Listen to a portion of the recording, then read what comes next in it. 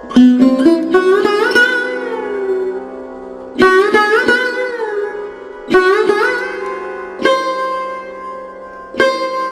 कृष्णा, राधे राधे। आप सभी माताओं बहनों का दिन शुभ और मंगलमय हो। आप सभी के गर्भ में पल रहे शिशु पर कान्हा जी का आशीर्वाद सदा सर्वदा बना रहे। आप सभी आज हमारे YouTube चैनल पर श्रवण कीजिए गर्भ कथा। माताओं बहनें, आपसे अनुरोध है कि वीडियो को पूरा देखिएगा। आधा अधूरा ज्ञान हमेशा आधा अधूरा ही रहता है, इसलिए कभी भी वीडियो को काट काट कर नहीं देखिएगा और हो सके तो ज़्यादा से ज़्यादा शेयर कीजिएगा, क्योंकि ज्ञान बांटने से ही फल मिलता है। इसीलिए हो सके तो शेयर कीजिएगा। जितने भी माताएं बहनें हैं सबके साथ शेयर कीजिएगा और वीडियो को पूरा देखिएगा शुरू से अंत तक। अच्छी कथाएं हैं, आपको अच्छी लगेगी। कथा श्रवण करने के बाद आपको अच्छा फील होगा, इसलिए वीडियो को ज़्यादा देखिएगा और हो सके तो वीडियो को लाइक करके कमेंट्स में हरे कृष्णा राधे राधे जरूर लिखिएगा और अपना आशीर्वाद हमें कमेंट्स के माध्यम से ज़रूर दीजिएगा। आप सभी का बहुत बहुत धन्यवाद जो आप सबने मुझे इतना प्यार देते हैं, मेरे वीडियो को इतना प्यार देते हैं और इतनी गहरी से समझते हैं और कथा की रसपान करते हैं। तो चलिए एक बहुत ही प्रेरणादायक कहानी आज सुना रही हूँ। गर्भ में मिला ज्ञान अभिमन्यु की एक सच्ची कहानी। आपसे अनुरोध है, हाथ जोड़कर विनती है कि वीडियो को पूरा देखिए शुरू से लेकर अंत तक। अच्छी कहानियाँ हैं, अच्छी लगेगी आपको। गर्भ में पल रहा शिशु भी आनंद लेगा। इसके लिए गर्भवती माता एक शांत अवस्था में बैठ जाए जहाँ बहुत ज़्यादा डिस्टर्ब ना हो और अपने दोनों हाथ को मलता से गर्भ पे रख ले और अपने बच्चे को धीरे से बुलाए, आओ आओ मेरे बच्चे, आज मैं तुम्हें एक ऐसी कहानी सुनाने जा रही हूँ जिस गर्भ में ही अभिमन्यु की सच्ची कहानी, जिसने गर्भ में ही चक्रव्यूह भेदना सीख लिया था। क्या तुम जानते हो अभिमन्यु कौन था? आओ मैं तुम्हें आज विस्तार से सुनाने जा रही हूँ। तो चलिए श्रवण करते हैं। क्या आपने कभी सुना है कि एक बच्चा अपनी माँ के गर्भ में ही युद्ध की सबसे जटिल रणनीति सीख गया? न तलवार थी न कोई गुरुकुल, बस एक माँ थी, उसका प्रेम था और एक पिता की वाणी, जिसे सुनकर एक अजन्मे बालक ने चक्रव्यूह भेदने की कला सीख ली। यह कोई कल्पना नहीं, यह महाभारत का वह सच है जो हमें बताता है कि एक माँ की कोख में भी युद्ध की शुरुआत हो सकती है। और उस बच्चे का नाम था अभिमन्यु। आज की इस कहानी की शुरुआत होती है महाभारत काल के उस अध्याय से जहाँ प्रेम, भाग्य और भविष्य तीनों एक साथ चल रहे थे।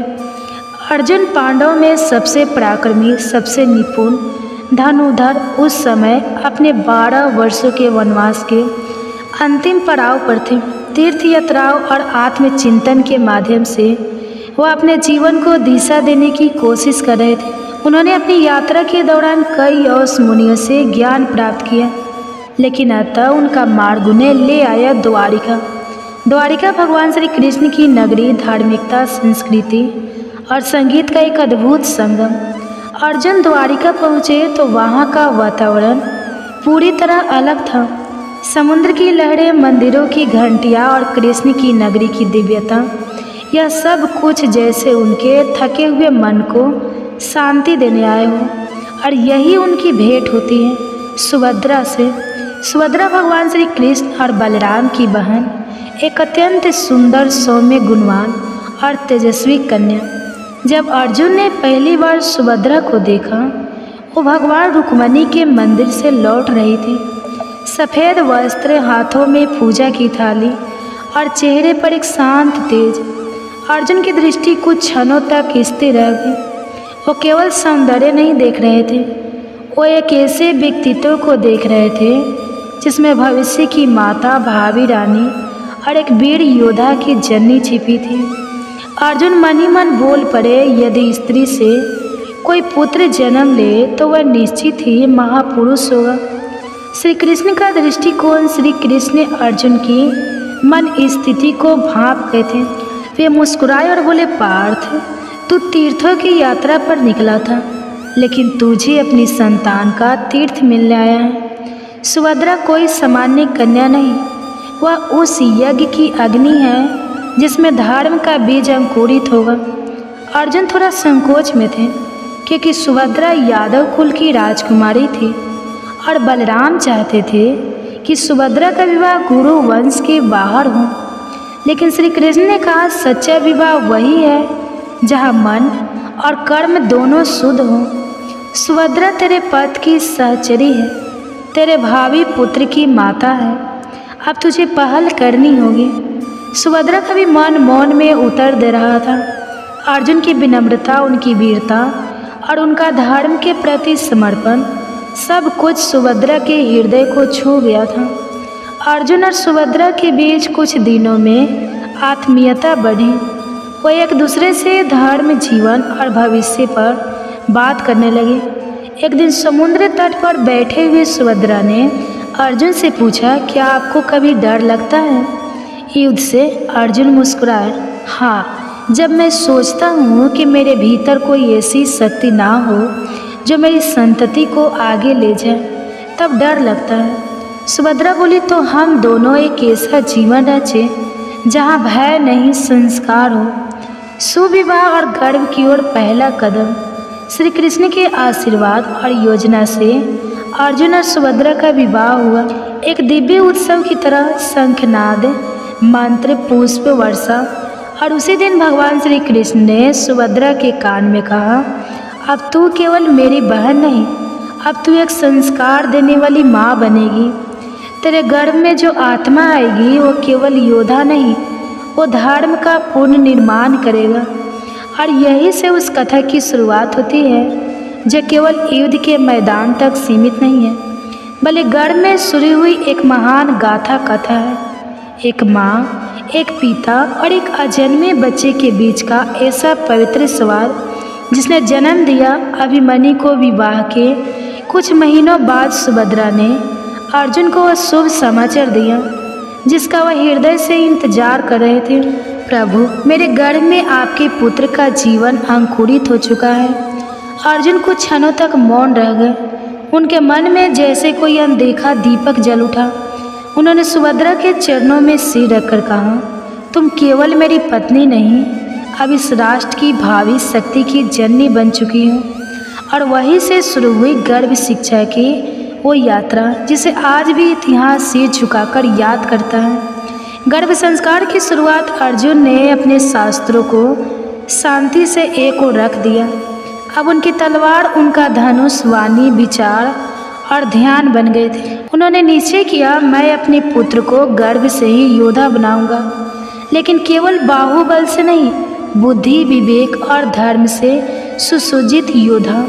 उन्होंने सुभद्रा के लिए एक विशेष कक्ष बनवाया जहाँ रोज वेदों का पाठ होता, शुद्ध वायु प्रभावित होती, मंदिर की घंटियाँ बजती और जहाँ कोई नकारात्मक विचार प्रवेश नहीं कर सकता। चक्रव्यूह की शिक्षा गर्भ के भीतर की पहली कक्षा। एक दिन जब सुभद्रा 7वें महीने में थी, अर्जुन उन्हें लेकर महल के उद्यान में बैठे।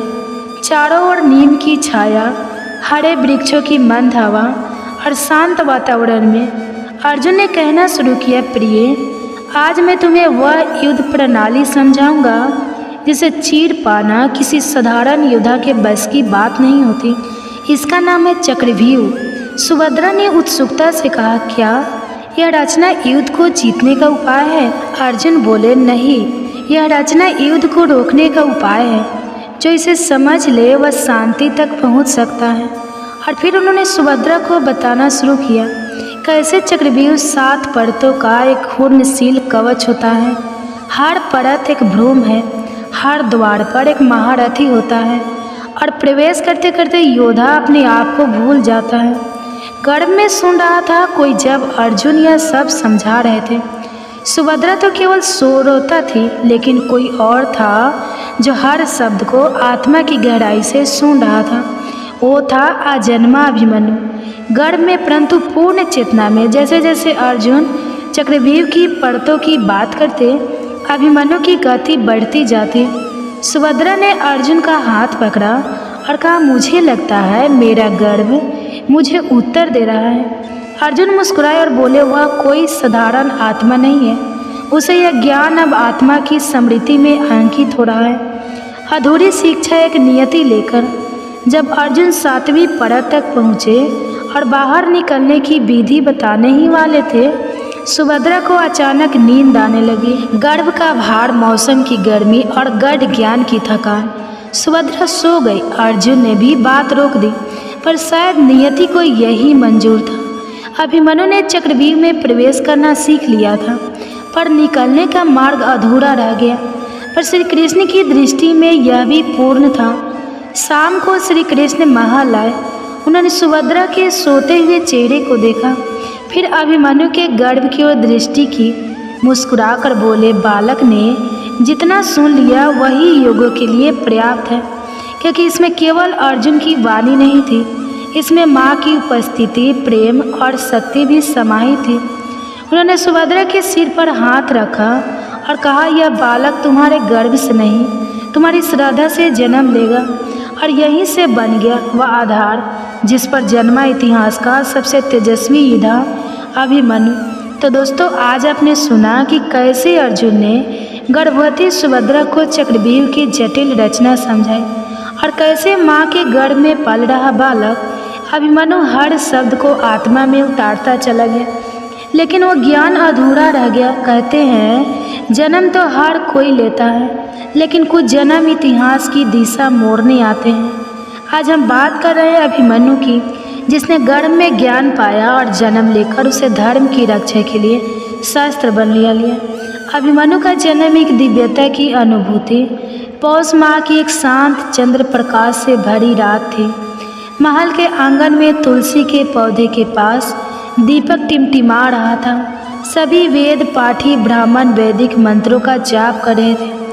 उसी समय सुभद्रा ने एक दिव्य बालक को जन्म दिया। बालक का रंग स्वर्ण सा दमकता हुआ था, नेत्र गहरे, शांत पर तेजस्वी, चेहरे पर वैसा तेज जैसा देवताओं में होता है। उसका नाम रखा गया अभिमन्यु। अर्जुन ने जब उसे पहली बार गोद में लिया तो उन्होंने आंखें बंद कर एक ही बात कही, यह केवल मेरा पुत्र नहीं, यह धर्म का सिपाही है। बचपन के लक्षण जब खेल भी शिक्षा थे। अभिमन्यु साधारण शिशु नहीं था।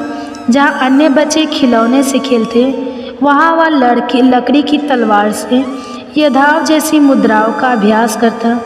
3 वर्ष की उम्र में धनुष को हाथ में थाम लिया। 4 वर्ष में एक बार में 7 घंटे तक ध्यान स्थल बैठना। 5 वर्ष में उसने एक बार बाल कृष्ण की मूर्ति को देखकर कहा, माँ, यह वही है जिन्होंने गर्भ में मुझसे बात की थी। सुभद्रा शतबद्ध रह गई। उन्हें समझ आ गया अभिमन्यु को केवल जन्म नहीं मिला है, उसे समृद्धि भी मिली है। गर्भ में सुनी गई हर बात अब उसके व्यवहार, भाव और विचार में उतर चुकी थी। शिक्षा का प्रारंभ गुरु कृपाचार्य और गुरुनु दौड़े। अर्जुन ने तय किया कि अभिमन्यु को महर्षि कृपाचार्य से शिक्षा दिलाई जाएगी। कृपाचार्य ने जैसे ही अभिमन्यु को देखा, बोले, यह बालक तो प्रकृति से ही योद्धा है, इसके अंदर कोई तप्त अग्नि है जो सीखने के लिए तैयार है। कृपाचार्य ने उसे ध्वनि की दिशा से शत्रु को पहचानना, घोड़े की चाल समझना और सामरिक ध्यान सिखाना शुरू किया। 10 वर्ष की उम्र में वह गुरु द्रोणाचार्य के आश्रम पहुंचा, जहां भीष्म, कर्ण और द्रोण स्वयं उसकी प्रतिभा देखकर चकित हो गए। द्रोण ने कहा, यदि अर्जुन की छाया को देखना हो तो अभिमन्यु को देखो, लेकिन ध्यान रहे यह केवल छाया नहीं, यह अपने आप में प्रकाश है। कर्ण से पहली मुलाकात और अद्भुत संवाद। एक दिन अभिमन्यु की भेंट कर्ण से हुई। कर्ण ने मुस्कुराकर कहा, तुम अर्जुन पुत्र हो, क्या तुम में वैसा ही पराक्रम है? अभिमन्यु शांत भाव से बोला, मेरे पास गर्भ की शिक्षा है और उसमें डर सिखाया ही नहीं गया।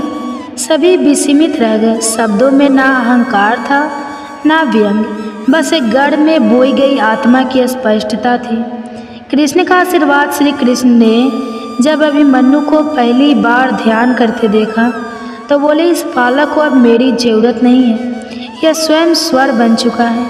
श्री कृष्ण ने एक दिन सुभद्रा से कहा, बहन, तूने जो गर्भ में सुना, जो बोला, उसी से इस बालक की आत्मा बनी है।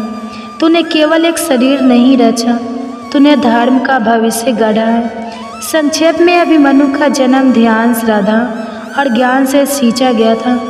उसके खेल अभ्यास थे, उसकी चुप्पी ध्यान था, उसकी मुस्कान आश्वासन थी।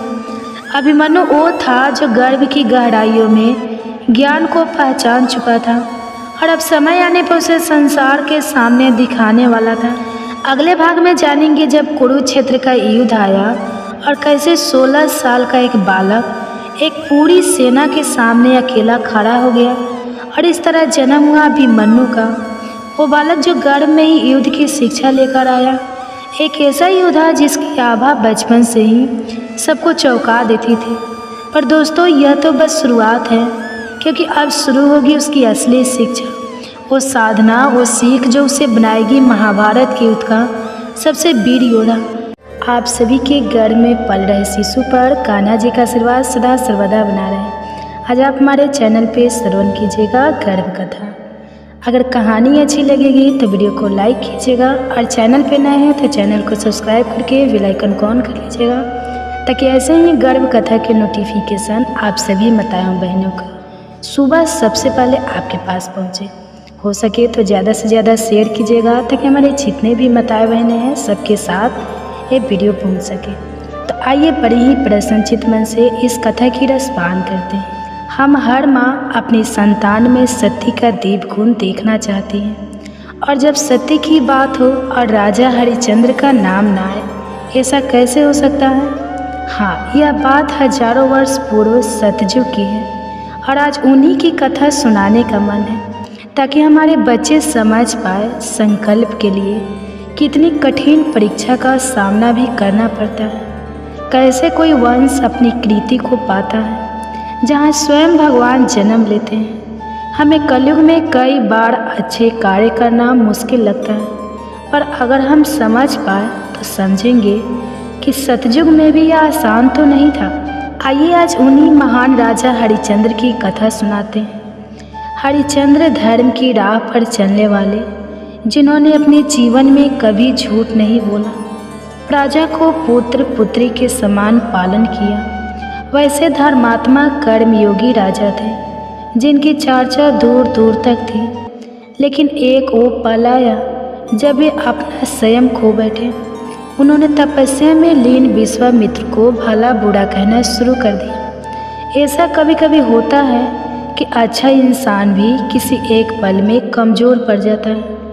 उसी कमज़ोर पल में उनकी पूरी जिंदगी किस तरह बदल सकती है, वही आज राजा हरिश्चंद्र के साथ हुआ था।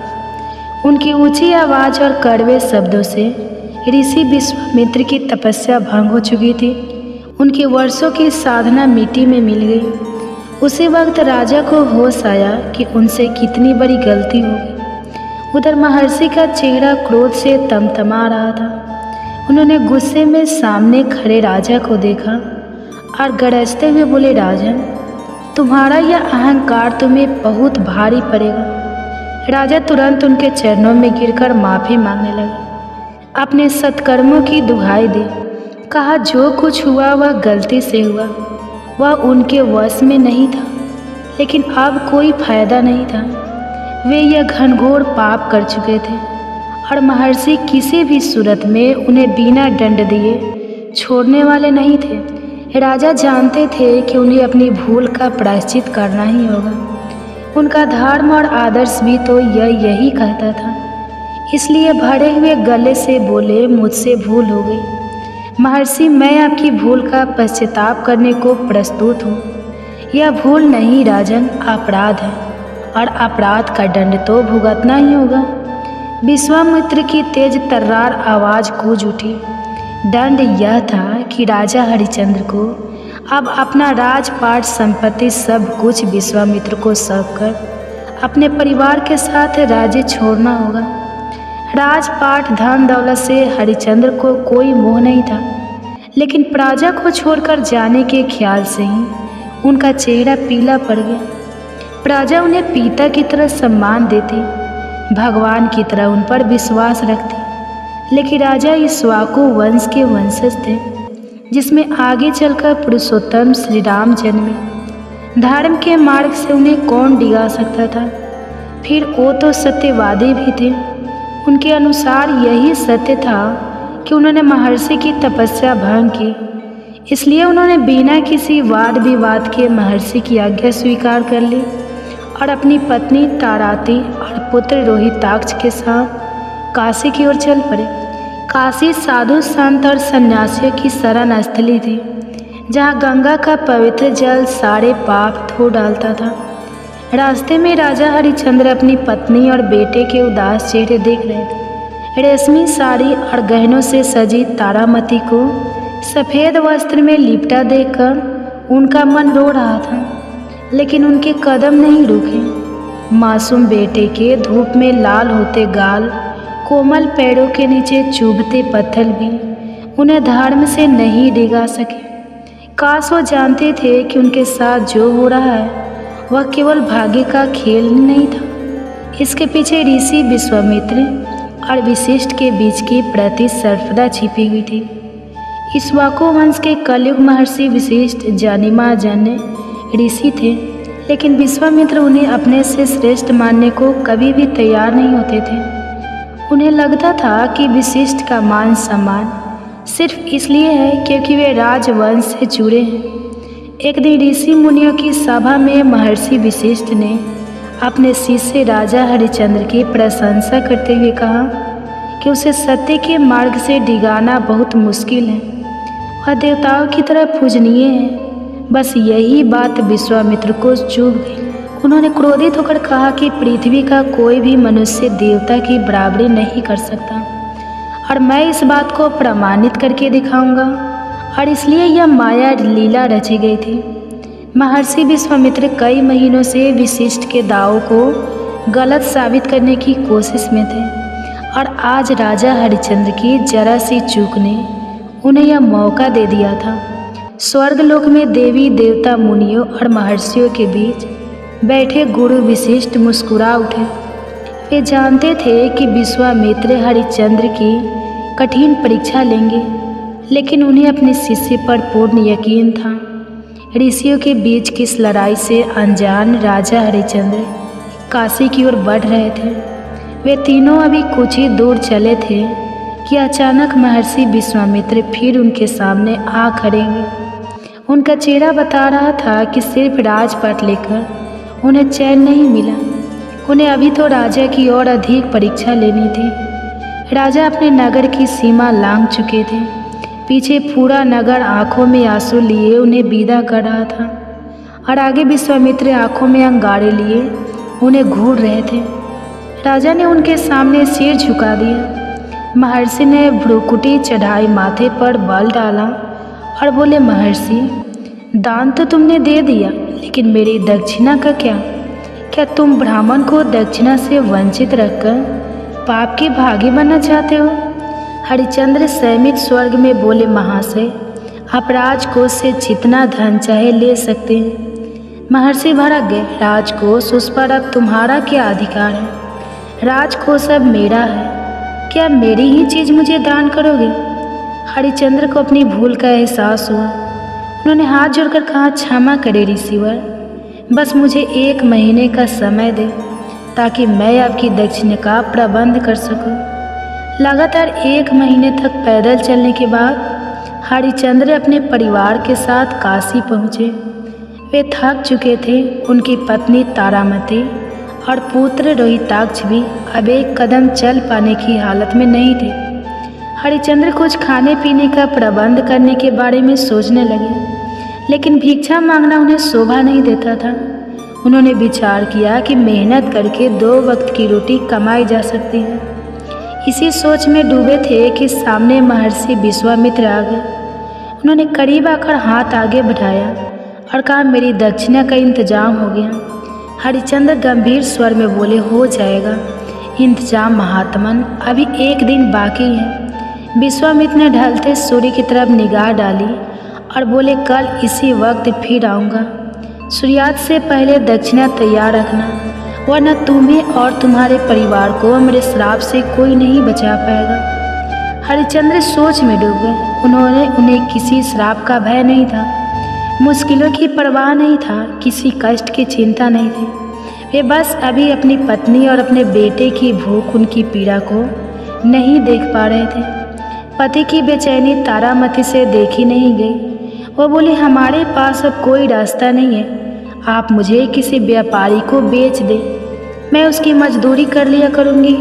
हरिश्चंद्र को लगा जैसे किसी ने उनके सीने पर वार किया हो, लेकिन क्या तारामती की सलाह मानने के अलावा उनके सामने कोई और रास्ता था? यह तो अनर्थ हो रहा था। कहाँ का यह न्याय हुआ? उस युग के सबसे न्यायशील सत्यवादी राजा हरिश्चंद्र, जिन्होंने सदैव धर्म का पालन किया, आज वे एक ऐसे दौराहे पर खड़े हुए थे जहाँ उनके लिए कोई विकल्प नहीं बचा था। ऋषि विश्वामित्र के डर से कोई उन्हें काम देने को भी तैयार नहीं था। जो ऋषि एक राजा का राजपाट छीन सकते थे, उनसे कौन दुश्मनी मोल लेता? हरिश्चंद्र आंखें बंद किए गंगा किनारे ध्यान मग्न हो गए, लेकिन मन विचलित था। बंद आंखों के सामने भी महर्षि विश्वामित्र का क्रोधित चेहरा ही दिखाई पड़ रहा था। अगर विश्वामित्र को दक्षिणा ना दे पाए तो विशाखो वंश की इज्जत हमेशा के लिए खत्म हो जाएगी। बेचैन होकर हरिश्चंद्र ने आंखें खोली। सामने तारामती और रोहिताक्ष की मुरझाई सूरत नजर आई। तारामती रूंधे गले से कह रही थी, अपने वचन की रक्षा के लिए आपके पास कोई रास्ता नहीं है स्वामी। हरिश्चंद्र भी भारी मन से कहते हैं, अग्नि की साक्षी मानकर मैंने तुम्हें सुखी रहने का वचन भी दिया था। मेरा कर्तव्य तुम्हारी और भी उतना ही है जितना धर्म की ओर। मैं ऐसा नहीं कर सकता। तारा, माँ बाप को रोता देखकर नन्हा रोहिताक्ष भी रोने लगा। वह नादान था, वक्त की मार झेलने की ताकत उसमें अभी नहीं थी।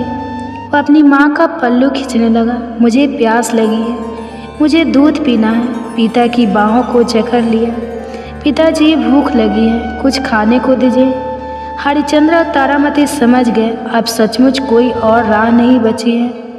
कुछ क्षणों बाद हरिश्चंद्र ने चंद मोहरों के एवज में अपनी प्रिय पत्नी तारामती को एक बुजुर्ग धनी व्यापारी के सुपुर्द कर दिया। तारामती ने अपनी अंगुलियां हरिश्चंद्र की हथेलियों के बीच से छुड़ाई और व्यापारी के साथ चल दी। माँ को जाते देख रोहिताक्ष बिलखने लगा। वह पिता की गोद से उतरने के लिए मचलने लगा। हरिश्चंद्र को एहसास हुआ कि रोहिताक्ष अभी बहुत छोटा है। उसे वास्तव में माँ के से दूर रखना उसके बचपन के साथ अन्याय होगा। तब एक रानी और उसके राजकुमार दोनों व्यापारी के गुलाम बनकर आगे बढ़ गए। समय अजीब करवटें ले रहा था। तीनों लोग इस अन्याय के साक्षी बन बैठे थे। पता नहीं कब वह समय आएगा जब राजा हरिश्चंद्र के जीवन में अब सुख के दिन लौटेंगे। हरिश्चंद्र दूर जाती तारामती और अपने बेटे को देख रहे थे। उन्हें अपना जीवन बेकार लग रहा था। एक आर्थिक क्षत्रिय होने का उनका क्या लाभ जब वे अपने परिवार की ही रक्षा नहीं कर पा रहे थे। वह कर्तव्य से चलने वाले पुरुष थे, मगर दुखों के पहाड़ को देखकर उन्हें संसार से विरक्त हो आई थी। गंगा के पार गहरे नीले आसमान में सूरज ढल रहा था। ऐसा लग रहा था मानो पानी में किसी ने केसरिया रंग घोल दिया हो, जैसे गंगा भी दुख में जोगन हो गई। हरिश्चंद्र सोच में डूबे थे। तभी किसी ने उनका कंधा थपथपाया। महर्षि विश्वामित्र अपनी दक्षिणा लेने खड़े थे। 30 दिन की मोहलत खत्म हो गई थी। हरिश्चंद्र ने अपना हाथ आगे बढ़ाया और अभी अभी अपनी पत्नी के एवज में मिली स्वर्ण मुद्राएं महर्षि के हाथों में रख दी। उन्हें एकदम हल्का महसूस हो रहा था, मानो ना जाने कितना भार उनके सिर से उतर गया हो। लेकिन सुख की मंजिल अभी उनसे मीलों दूर थी। महर्षि ने मुद्राओं को टटोला, परखा, नजरों से तोला, फिर बोले, बस इतना ही। हरिश्चंद्र, यह मुद्राएं किसी सिद्ध साधु का अपमान है। इतनी कम दक्षिणा हरिश्चंद्र है रह गए, लेकिन उनमें असीम धैर्य था। वे महर्षि के आगे झुककर बोले, अभी मेरे पास धन के सिवा और कुछ नहीं है। आज मैं वह भी आपको समर्पित करता हूँ। मैं उम्र भर आपकी गुलामी करूँगा। जब आपको लगे आपकी दक्षिणा पूरी हो गई, तब मुझे स्वतंत्र कर दीजिएगा। महर्षि विश्वामित्र ने कोई उत्तर नहीं दिया। पास के गंगा घाट पर अंतिम क्रिया करते एक शख्स को बुलाया। चीता जलाने वाले को देखकर हरिश्चंद्र घबरा गए। उस इंसान की आंखों में लाल डोरे थे, वह भावहीन था। हरिश्चंद्र बोल उठे, महर्षि, यह कौन है और इससे आपको यहाँ क्यों बुलाया है? महर्षि गंभीर स्वर में बोले, मैं तुम्हें अपना बंधक स्वीकार करता हूँ और तुम्हें इस चंडाल को बेच रहा हूँ। हरिश्चंद्र की रंगों में बहता खून अब ठंडा पड़ गया। वह वचन विद्ध थे, सत्य के मार्ग से कैसे हटते। चुपचाप उस चंडाल के पीछे चल दिए। देश का सबसे बड़ा राजा इस वक्त एक गुलाम बन चुका था। उनकी सत्यनिष्ठा में इतना बल था कि उनके राज्य में ना कभी बीमारियां फैलती, ना कभी अकाल पड़ता। चारों ओर सिर्फ और सिर्फ सुख समृद्धि रहती। पर आज उनके पास कुछ नहीं बचा था। स्वर्ण सिंहासन पर बैठने वाले हरिश्चंद्र अब शमशान घाट के चौकीदार बन चुके थे। चंडाल ने उन्हें आदेश दिया, तुम्हारा काम यहाँ सौदा करने आए लोगों से कर वसूलना होगा। ध्यान रहे, बिना शुल्क दिए किसी भी मृतक का अंतिम संस्कार नहीं होगा। हरिश्चंद्र की हिम्मत जवाब देने लगी, हे भगवान, यह मैं कैसे कर पाऊंगा। भूख से बेहाल परिजनों से कर वसूलना यह तुच्छ काम मुझसे नहीं होगा। लेकिन वह कैसे इनकार करते हैं। अब तो उनका शरीर भी उनका नहीं था। बोझल से दिन गुजर रहे थे। एक शाम हल्के धुंधलके में एक औरत शमशान पर आई। उसने अपने आंचल से अपने बच्चे को ढक रहा था। जैसे ही वह करीब आई, हरिश्चंद्र चौंक गए। तारामती, और यह बच्चा रोहिताक्ष नहीं, यह नहीं हो सकता। हरिश्चंद्र वही धरती पर बैठ गए। तारामती ने रूधे गले से बताया, सांप ने हमारे बच्चे को डस लिया है। उसकी आवाज़ पिघले शीशे की तरह हरिश्चंद्र के कानों में उतर रही थी। तारामती अपने बच्चों का अंतिम संस्कार कराने आई थी, पर हरिश्चंद्र यहाँ नियमों से बंधे थे। उन्होंने तारामती से भी शुल्क अदा करने को कहा। तारामती रो पड़ी, मैं कहाँ से लाऊं?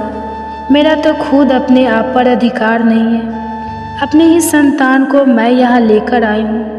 क्या इससे बड़ा दुख मेरे लिए और कुछ हो सकता है? पर मैं अंतिम संस्कार नहीं करा सकता। तारा मेरे हाथ कर्तव्यों की डोर से बंधे हैं। अपने बच्चों का भी तारा के शब्द गले में अटके जा रहे थे। हरिश्चंद्र ने तारामती को समझाया, जिस सत्य की रक्षा के लिए मैंने अपना महल राजपाट स्वयं अपने परिवार तक को त्याग कर दिया, आज वही सत्य की रक्षा की घड़ी है। हरिश्चंद्र तारामती को तो समझा रहे थे, लेकिन वो खुद को कैसे समझाते। उनका भीतर से कलेजा फट रहा था। एक इंसान के रूप में वे कर्तव्य विनिष्ठ थे, लेकिन एक पिता, एक पति के रूप में वे खुद को हारा हुआ महसूस कर रहे थे। उन्होंने हिम्मत करके तारामती से कहा, अच्छा तुम कफन के रूप में अपनी साड़ी का एक टुकड़ा ही दे दो। तारामती सदमे में थी। एक साड़ी से बेटे का कफन बनाने के बाद तन ढकने भर का ही कपड़ा बचा है। आप ही बोलो, अब उसे कैसे दूँ? हरिश्चंद्र को लगा जैसे आसमान उनके सर पर आ गिरा हो। फिर भी खुद को संभालते हुए बोले, देवी, कर तो देना ही होगा। हरिश्चंद्र की बात सुनकर तारामती काँप उठी। उसने अविश्वास से हरिश्चंद्र की ओर देखा, लेकिन उनकी नज़रों में कोई रियायत ना देखकर अपनी साड़ी का बचा कुचा कपड़ा फाड़ने लगी। तभी अचानक शमशान में रोशनी फैल गई। हरिश्चंद्र थे उनके सामने साक्षात धर्मराज खड़े थे। उनके पीछे स्वर्ग लोक के सभी देवी देवता और महर्षि विश्वामित्र भी खड़े थे। आप धन्य हैं राजन, इतनी कठिन परिस्थिति में तो देवता भी धर्म के मार्ग से भटक जाते हैं, लेकिन आपने धर्म नहीं छोड़ा। आज ऋषि विश्वामित्र की आवाज़ श्रद्धा से भर आई थी। राजा हरिश्चंद्र इस परीक्षा में सफल हुए। मानो जैसे शाम का धुंधल छट गया हो, सब कुछ एक सपने की तरह खत्म हो गया हो। बेटा रोहिताक्ष फिर से जीवित हो गया था। रानी तारामती को पुनः ऐश्वर्य प्राप्त हो चुका था। राजा हरिश्चंद्र फिर सभी ऐश्वर्यों के साथ अपनी राजधानी में थे। आज बस उनका नाम सदियों के लिए अमर हो गया था। सभी के बीच सत्य की रक्षा करने के लिए सबसे अधिक प्रिय बन गया था। आप सभी माताओं एवं बहनें आज हमारे यूट्यूब चैनल पर श्रवण करेंगे कृष्ण के जन्म के समय की स्तुति। तो माताओं एवं बहनें, आपसे अनुरोध है कि वीडियो को लाइक कीजिएगा और चैनल पर नए हैं तो चैनल को सब्सक्राइब करके बेल आइकन को ऑन कर लीजिएगा, ताकि ऐसे ही वीडियो के नोटिफिकेशन आप सभी के पास सबसे पहले पहुँचे।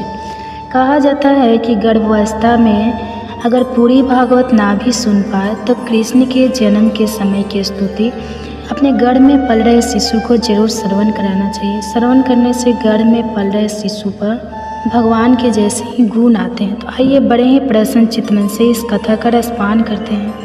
मथुरा नगरी के हृदय में जब अंधकार धीरे धीरे गहराने लगा, अत्याचार की छाया लोगों की आत्मा को डसने लगी थी, कंस का आतंक दिन प्रतिदिन बढ़ता जा रहा था। धर्म के लिए यह काल रात्रि के समान था। नर नारी पशु पक्षी यक्ष गंधर्व सभी किसी चमत्कारी ज्योतिष की प्रतीक्षा कर रहे थे। देवकी वासुदेव की अर्धांगिनी मथुरा के राजमहल में अपने 8वें पुत्र की गर्भधारण की अवस्था में थी। वह पुत्र कोई साधारण जीवात्मा नहीं, स्वयं श्रीहरि का अंश था। देवकी का गर्भधारण करना मानव सृष्टि के मध्य अंधकार में एक दीपक के जलने के समान था। जब नारद मुनि को यह ज्ञात हुआ कि नारायण स्वयं इस धरा पर अवतरित होने वाले हैं, वे अत्यंत प्रसन्न हुए। वे तत्काल ब्रह्मलोक, कैलाश, यमलोक, इंद्रलोक सभी में यह शुभ समाचार फैलाने लगे। देवगण एकत्र होकर क्षीर सागर के निकट पहुँचे, जहाँ भगवान विष्णु विश्राम कर रहे थे। सभी देवताओं ने उनके चरणों में गिरकर प्रार्थना की। विष्णु भगवान ने उत्तर दिया, मैं शीघ्र ही देवकी के गर्भ से प्रकट होकर मथुरा में जन्म लूँगा। जैसे जैसे गर्भ के महीने बढ़ते गए, देवकी के तन में तेज और चेतना असाधारण रूप से प्रकट होने लगी। वासुदेव ने देखा कि उनकी पत्नी के मुख पर दिव्य आभा है। वह केवल एक माता नहीं थी, वे अब संपूर्ण ब्रह्मांड के पालनहार की जननी बनने जा रही थी। गर्भस्थ कृष्ण स्वयं भी उस गर्भ में ध्यान मग्न रहते हुए संसार की स्थितियों को जान रहे थे। वे स्वयं योगेश्वर थे और वहाँ से भी वे समस्त घटनाओं का संचालन कर रहे थे। देवकी कई बार स्वप्न में दिव्य दृश्य देखती। कभी श्रीहरि का शंख, चक्र, गदा और शंख पग दिखाई देता, कभी गोकुल के हरे भरे वन। एक रात्रि जब देवकी विश्राम कर रही थी, आकाशवाणी के रूप में देवताओं की स्तुति गूंज उठी। जय देव जनार्दन, योगेश्वर, जगत धारा, जगत के पालक, योग माया के स्वामी, तुम ही सृष्टि के आदि हो, तुम ही अंत। हे कृष्ण, तुम्हारा गर्भ में रहना भी संपूर्ण त्रिलोकी को पावन कर रहा है। देवकी के गर्भ में तुम दीपक हो, जो अंधकार में ज्ञान की ज्योति जगा रहा है। तो नाम मात्र से पाप विनष्ट होते हैं। गर्भवासी होकर भी तुम त्रिलोक के नाथ हो। हे योगेश्वर, तुम्हारी लीला अमग्य है। अच्युतांत गोविंद नामो स्तुति। श्री कृष्ण जननी गर्भे स्थिति होकर भी तुम समस्त ब्रह्मांड का भार उठाते हो। 8वां मास पूर्ण होते ही मथुरा में भय और कौतूहल दोनों का अवतरण फैल गया। कंस को ज्ञात था कि देवकी का 8वां पुत्र उसकी मृत्यु का कारण बनेगा। उसने कारा पहरा बैठा दिया। कारागार के चारों ओर प्रहरी, बंद द्वार और ब्रज के समान दीवारें थीं, मगर नियति के आगे किसी की नहीं चलती। अष्टमी की रात्रि, रोहिणी नक्षत्र, अर्धरात्रि का समय, आकाश में घनघोर घटाएं छाई थी। बिजली कड़क रही थी, परंतु भीतर एक दिव्य प्रकाश फैला हुआ था। देवकी पीड़ा से काँप रही थी और वासुदेव उनके पास चुपचाप ध्यान मग्न खड़े थे। और तभी शांति छा गई, जैसे सृष्टि रुक गई हो। और वह क्षण आया, देवकी के गर्भ से स्वयं भगवान श्री कृष्ण प्रकट हुए। उनका स्वरूप दिव्य था, नवनीत के समान गीरा रंग, गोरा रंग, कमल नयन, सिर पर घुंघराले बालों में मोर मुकुट, गले में बैजंती माला, हाथों में शंख, चक्र, गदा और पग। वासुदेव और देवकी आवक रह गए। उनकी आंखों से आंसू बहने लगे। उन्होंने हाथ जोड़कर स्तुति की, हे श्री कृष्ण परमात्मा, परम कारण जगत, तो भक्तना रक्षस। हे प्रभु, आपने माता यशोदा के गर्भ में भी स्थान बनाया और आज हमारे गर्भ को पावन किया। आप ही वह दिव्य ज्योति हो जो अज्ञान के अंधकार को दूर करने आए हो। आपका यह जन्म लीला है, पर हर भक्त के लिए यह जीवन का सच्चा प्रकाश है। भगवान श्री कृष्ण ने माता पिता को आदेश दिया, मुझे गोकुल ले जाइए और वहाँ यशोदा के पास छोड़ आइए। योग माया मेरी स्थान लेगी। अचानक कारागार के सभी ताले खुल गए। पहरेदार निद्रित हो गए और यमुना मैया मार्ग देने को फूली सी सेज बन गई। वासुदेव ने श्री कृष्ण को टोकरी में रखकर गोकुल की ओर प्रस्थान किया। वर्षा हो रही थी, पर शेष नाग के फन फैलाकर उस दिव्य बालक को सुरक्षा दी। यमुना जी ने वासुदेव के चरण छूकर उन्हें मार्ग दिया। गोकुल पहुंचकर वासुदेव ने यशोदा के पास सो रही कन्या को लेकर श्री कृष्ण को वहां छोड़ दिया और लौट आए। गोकुल में सुबह का समय जब यशोदा ने आंखें खोली तो देखा कि उनके पास एक परम सुंदर बालक शांति से लेटा है। उनका हृदय ममता से भर गया। उन्होंने उसे अपने स्तनों से दूध पिलाया और नाम रखा कन्हैया। श्री कृष्ण की बाल लीला शीघ्र ही प्रारंभ हो गई। वह अपने बालपन में ही अपनी मोहक मुस्कान, आँखों की चंचलता और अद्वितीय सौंदर्य से सबका मन मोहने लगे। गोपियाँ उन्हें निहारते न आघाते अत्याचार की प्रतीक राक्षसी पूतना को कंस ने भेजा। वह सुंदरी रूप में आई और कृष्ण को दूध पिलाने के बहाने विष का स्तन लेकर पास पहुँची, परंतु श्री कृष्ण ने अपने मुख से उसका प्राण ही खींच लिया। राक्षसी वही ढेर हो गई। गोकुल में यह पहली बार था जब सबको ज्ञात हुआ कि यह बालक साधारण नहीं है। एक बार ब्रह्मा जी स्वयं श्री कृष्ण की लीला देखने आए। उन्होंने ग्वाल बाल और बछड़ों को छिपा दिया। श्री कृष्ण ने सबका रूप स्वयं धारण किया। ब्रह्मा ने अपनी मूल मानते हुए स्तुति की। ओम नमो भगवते वासुदेवाय नमो, ज्ञान मात्राय निर्गुणाय निर्गुणात्मने। प्रकट रूप में खेलते हुए भी आप अचिंत्य हैं, बालक रूप में लीला करते हुए भी आप साक्षात ब्रह्मा हैं। श्री कृष्ण का जन्म केवल एक घटना नहीं बल्कि पूरे युग के पुनर्निर्माण की शुरुआत थी। उनका गर्भस्थ रहना, जन्म लेना और बाल लीला जो कृष्ण गर्भ में देवकी के हृदय को आलोकित करते हैं, वही आज भी भक्तों के हृदय में श्रद्धा का दीप जलाते हैं। उनकी स्तुति कलातीत है। उनका नाम मात्र ही मोक्ष का मार्ग है। नमन उस योगेश्वर को जो कभी बालक बनकर इस धारा पर उतरे। ये गर्भ कथा। अगर वीडियो अच्छी लगेगी तो वीडियो को लाइक कीजिएगा और चैनल पे नए हैं तो चैनल को सब्सक्राइब कर लीजिएगा और कमेंट्स में हरे कृष्णा राधे राधे जरूर लिखिएगा। और हो सके तो ज़्यादा से ज़्यादा आप अपने फैमिली फ्रेंड के साथ शेयर भी कीजिएगा। गर्भ गीता केवल एक ग्रंथ नहीं बल्कि यह जीवन के गढ़ रहस्य को प्रकट करने वाला दिव्य प्रकाश है, जो आत्मा को जन्म मरण के बंधनों से मुक्त कर मोक्ष के पावन पथ पर ले जाता है। स्वयं भगवान श्री कृष्ण कहते हैं, जो श्रद्धा और भक्ति से गर्भ गीता का मनन करता है वह संसार के बंधनों से मुक्त होकर परम शांति को प्राप्त करता है। यह ग्रंथ न केवल आत्मशुद्धि का दीप जलाता है बल्कि गर्भवती माताओं के लिए भी अमृत के समान है। ऐसा विश्वास है कि जो माँ गर्भकाल में श्रद्धा से गर्भ गीता का श्रवण करती है, उसका शिशु न केवल संस्कारी और तेजस्वी होता है बल्कि दिव्यता से भरकर समाज के लिए प्रेरणा बनता है। यदि आप भी इस अद्भुत ज्ञान की रोशनी अपने जीवन और भावी संतानों में भरना चाहते हैं तो अभी वंदना काव्या चैनल को सब्सक्राइब करें और प्रेम पूर्वक लाइक करें, श्रद्धा से सब्सक्राइब करें और इस दिव्य संदेश को शेयर करके औरों तक पहुंचाएं, क्योंकि ज्ञान जब बांटा जाता है तभी वह संस्कार बनता है। श्री कृष्ण अर्जुन से कहते हैं, जब कोई आत्मा माँ के गर्भ में आती है तो वह मांस, मज्जा और रक्त से घिरी होती है। छठे महीने तक जब उसका शरीर विकसित होने लगता है तब उसे असहनीय पीड़ा का अनुभव होता है। उस अंधकारमय, संकुचित और पीड़ादायक स्थान में वह आत्मा कड़ा उठती है और ईश्वर से विनती करती है, हे प्रभु, कौन सा पाप किया था मैंने जो मुझे फिर से इस अंधेरे गर्भ में आना। उस क्षण आत्मा को अपने सारे बुरे कर्म याद आते हैं। वह पश्चाताप करती है, आंसू बहाती है और ईश्वर से प्रार्थना करती है कि वह इस मोह और दुख से भरे संसार में जन्म ना दे। लेकिन ईश्वर मौन रहते हैं, क्योंकि उसका जन्म उसके ही कर्मों के अनुसार निश्चित होता है। श्री कृष्ण कहते हैं, गर्भ की पीड़ा मृत्यु लोक से भी अधिक होती है। यह वह आग है जिसमें आत्मा अपने ही कर्मों की तपन से झुलसती है।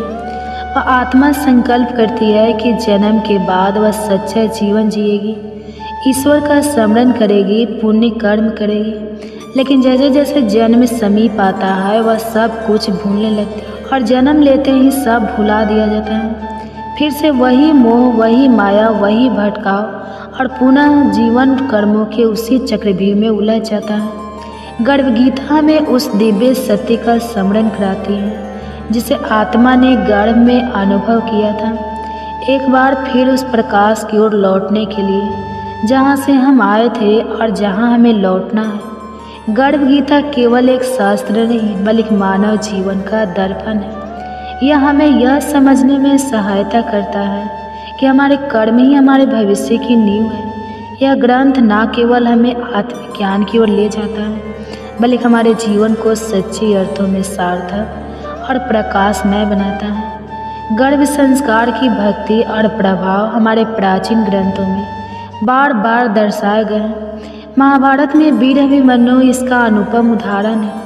जब अर्जुन सुभद्रा को युद्ध की एक जटिल रचना चक्रव्यूह को भेदने की विधि समझा रहे थे, तब गर्भ स्थित अभिमन्यु ने वह सवाल ध्यानपूर्वक सुना और वही ज्ञान, वह दिव्य श्रवण भविष्य में क्षेत्र के रणभूमि में उसकी शक्ति बनकर प्रकट हुई। इसी प्रकार मार्कंडेय पुराण में सती मदालसा का वर्णन आता है, एक ऐसी दिव्य माता जो अपने गर्भस्थ शिशु को ज्ञान, विवेक और वैराग्य के संस्कारों से पोषित करती थी।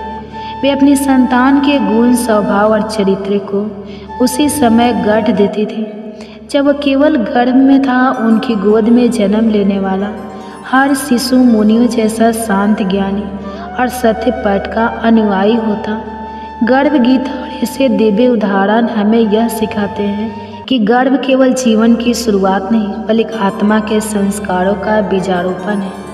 यदि हम इस पावन ज्ञान को अपनाएं तो आने वाली पीढ़ियां न केवल संस्कारी होगी बल्कि समाज और संसार के लिए एक दिव्य प्रकाश बनेगी। विष्णु पुराण में प्रहलाद का उल्लेख आता है जो राक्षस कुल में जन्मे, लेकिन उनकी माता गर्भावस्था के दौरान देवर्षि नारद के आश्रम में रही और विष्णु भक्ति का श्रवण किया। परिणाम स्वरूप प्रहलाद जन्म से ही विष्णु के परम भक्त बन गए और अधर्म के विरुद्ध खड़े हुए। गर्भ गीता के प्रारंभ में अर्जुन भगवान से यही प्रश्न करते हैं कि आत्मा का बार बार जन्म क्यों होता है, इस जीवन में उसके कर्तव्य क्या है, किन पाप कर्मों के कारण वह अनेक दुख भोगता है और किन पुण्य कर्मों से वह जीवन में सुख प्राप्त करता है, अथवा कौन सा मार्ग है जिससे वह मोक्ष को प्राप्त करता है। अर्थात वह आत्मा कब भगवान में लीन होकर जन्म मरण के बंधनों से मुक्त होती है। लेकिन जिन्हें मुक्ति नहीं मिलती उन्हें विभिन्न योनियों में जन्म लेकर अपने पूर्व जन्मों के अच्छे बुरे कर्मों का फल भोगना पड़ता है। भगवान श्री कृष्ण मंद मुस्कान के साथ कहते हैं, हे अर्जुन, सच्चा भक्त वह नहीं जो केवल शब्दों में मेरा नाम लेता है बल्कि वह है जो अपने हृदय में संपन्न की ज्योति प्रज्वलित करता है, जो अपने कर्मों को मेरी भक्ति में अर्पित करता है, जो मोह और अहंकार से मुक्त होकर प्रेम और सेवा के मार्ग पर चलता है। वही मेरा सच्चा भक्त है जो मुझे केवल मंदिरों में नहीं बल्कि प्रत्येक जीव में देखता है, जो किसी को अपने से ना ऊंचा मानता है ना नीचा, जो निंदा और प्रशंसा से परे रहता है। वही वास्तव में मेरे चरणों का अधिकारी है। श्री कृष्ण की इन वाणी से अर्जुन के हृदय में भक्ति की लहरें उमड़ पड़ी। उसने श्रद्धा से सिर नवाया और निवेदन किया, हे माधव, फिर यह संसार अज्ञान में क्यों भटकता है, क्यों यह मोह माया में उलझता, इतना दुख सहता है। श्री कृष्ण बोले, हे पार्थ, यह संसार मोह का जाल है। मनुष्य अपने ही कर्मों में उलझकर जन्म और मरण के चक्र में फंस जाता है। जिसे वह सुख मानता है वही अंतर दुख का कारण बनता है। जिस दिन यह समझ जाएगा कि ना कुछ उसका था और ना कुछ उसका रहेगा, बस वही क्षण उसके मोक्ष की ओर पहला कदम होगा। श्री कृष्ण के इन वचनों ने अर्जुन के अंतःकरण को शुद्ध कर दिया। वह समझ गया कि संसार में सच्ची शांति केवल ईश्वर की शरण में जाकर अहंकार और माया का त्याग करने से ही संभव है। यह सुनकर अर्जुन गहन चिंतन में डूब गया। उसे भली भांति ज्ञात हो गया कि मनुष्य का भाग केवल उसके ही कर्मों की परिणति है। वह आगे बोला, हे केशव, यदि कर्म ही सब कुछ तय करते हैं तो क्या मनुष्य अपने कर्म बदलकर अपना भाग्य भी बदल सकता है? श्री कृष्ण ने स्नेहपूर्वक उत्तर दिया, हे पार्थ, निस्संदेह मनुष्य अपने सत्कर्मों के द्वारा अपने मनुष्य भविष्य को रूपांतरित कर सकता है। जैसे कोई अंधकार से प्रकाश की ओर बढ़ता है, वैसे ही कोई अपने दुष्कर्मों को त्याग कर पुण्य के पथ पर अग्रसर हो सकता है। जो अपने कर्म सुधार लेता है वही अपने जीवन में सुख और शांति प्राप्त करता है। अर्जुन की जिज्ञासा और भी प्रबल हो उठी। उन्होंने निवेदन किया, हे प्रभु, वह कौन सा कर्म है जो मनुष्य को सबसे उच्च स्थिति तक पहुंचा देता है, और वह कौन सा पाप है जिसके कारण उसे नरक की यातनाएं सहनी पड़ती हैं? श्री कृष्ण बोले, हे धनंजय, जो व्यक्ति परोपकार करता है, दूसरे के दुख हरता है, अपनी संपत्ति का उपयोग जन कल्याण में करता है और कभी असत्य, छल या अन्याय का मार्ग नहीं अपनाता, वह ऊंच लोकों को प्राप्त करता है और अतः मोक्ष को प्राप्त करता है। परंतु जो व्यक्ति लोभ, अधर्म और अन्याय में डूबा रहता है, जो दूसरे की संपत्ति हड़पता है और जो झूठ तथा कपट के सहारे अपनी इच्छाएं पूरी करता है, वो अपने पापों के कारण नरक की यातनाएं भोगता है। श्री कृष्ण के इन वचनों ने अर्जुन के अंदर को आलोकित कर दिया। वे भाव विभोर होकर बोले, हे माधव, अब मैं जान गया कि जीवन का सबसे बड़ा धर्म सत्य, सेवा और धर्म का पालन है। जिसने इसे स्वीकार कर लिया वही सच्चे सुख को प्राप्त करता है। श्री कृष्ण मुस्कुराए और बोले, हे अर्जुन, यही परम सत्य है। जो इस ज्ञान को अपने जीवन में उतार लेता है वही जन्म मरण के बंधनों से मुक्त होकर परम शांति को प्राप्त करता है। फिर भगवान श्री कृष्ण के मुखमंडल पर गंभीरता छा गई। वे बोले, हे अर्जुन, यह समस्त संसार कर्म के बंधनों से बंधा हुआ है। हर जीव अपने पूर्व जन्मों के कर्मों का ही फल भोगता है। अर्जुन की जिज्ञासा और भी बढ़ गई। उन्होंने पूछा, हे प्रभु, रक्त विकार उत्पन्न होने का क्या कारण होता है?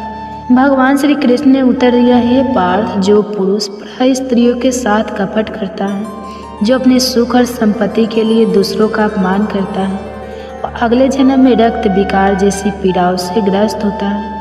अर्जुन ने पुनः पूछा, हे माधव, कोई व्यक्ति निर्धन क्यों जन्म लेता है?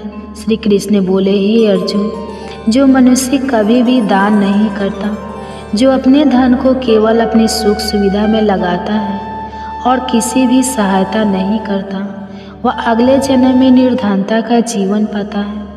उसका भाग्य उसे दरिद्रता की ओर ले जाता है। अर्जुन का मन व्याकुल हो उठा। उन्होंने आगे प्रश्न किया, हे केशव, खंड, वायु, लकवा किस पाप का फल होता है?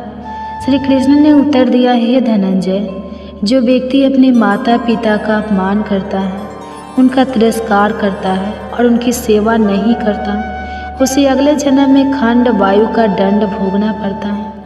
अर्जुन की आंखों में श्रद्धा छलकने लगी। उन्होंने फिर पूछा, हे प्रभु, कोई जन्म से अंधा या अपाहिज क्यों होता है? भगवान श्री कृष्ण बोले, हे अर्जुन, जो व्यक्ति जीवन में अन्याय करता है, जो किसी निर्देश के नेत्रों में आंसू लाता है, जो किसी की टांगें तोड़ने या उसे अपाहिज बनाने का अपराध करता है, वह अगले जन्म में स्वयं अंधवंतर या अपांगता का कष्ट झेलता है। अर्जुन का हृदय पीड़ा से भर उठा। वे बोले, हे प्रभु, कुछ स्त्रियां बाल विधवा क्यों होती हैं? श्री कृष्ण उत्तर देने लगे, हे अर्जुन, जो स्त्रियां अपने पति के साथ छल करती हैं, जो अपने जीवन को झूठ और कपट से चलाती हैं, वे अगले जन्म में बाल विधवा बनती हैं। ऐसे कर्म उन्हें दुख और पीड़ा के पथ पर ले जाते हैं। अर्जुन ने एक लंबी सांस ली और पूछा, हे माधव, यदि कर्म ही सर्वश्रेष्ठ है तो क्या मनुष्य अपने कर्मों को बदलकर अपने भविष्य को भी बदल सकता है? श्री कृष्ण मुस्कुराए और बोले, हे पार्थ, निसंदेह जो व्यक्ति अपने कर्मों को सुधार लेता है, जो सत्य, धर्म और सेवा के मार्ग पर चलता है, वह अपने जीवन को उज्जवल बना सकता है। इस संसार में एक ही अपरिवर्तनीय सत्य है, कर्म जो जैसा करता है वैसा ही फल प्राप्त करता है। अर्जुन ने हाथ जोड़ते हुए कहा, हे प्रभु, आपने जो ज्ञान दिया उसने मेरे अंतःकरण को शांति से भर दिया है। अब मैं जान गया हूँ कि जीवन में सबसे बड़ा धर्म सत्य, भक्ति और सेवा है। भगवान श्री कृष्ण मुस्कुराए और बोले, हे अर्जुन, जो इस ज्ञान को अपने जीवन में उतारेगा वह जन्म मरण के बंधन से मुक्त होकर परम शांति को प्राप्त करेगा। फिर श्री कृष्ण ने अर्जुन की ओर करुणा भरी दृष्टि डालते हुए कहा, हे पार्थ, निसंदेह मन अत्यंत चंचल और बलशाली है। यह उन्मत्त हाथी के समान है जो बिना लगाम के विपरीत दिशाओं में दौड़ता रहता है, परंतु हे अर्जुन, इसे संयम और निरंतर अभ्यास से नियंत्रित किया जा सकता है। अर्जुन ने एक लंबी सांस ली और पूछा, हे माधव, यह अभ्यास और संयम कैसे किया जाए? क्या कोई सरल मार्ग है जिससे मन को वश में किया जा सके? श्री कृष्ण ने मधुर मुस्कान के साथ उत्तर दिया, हे धनंजय,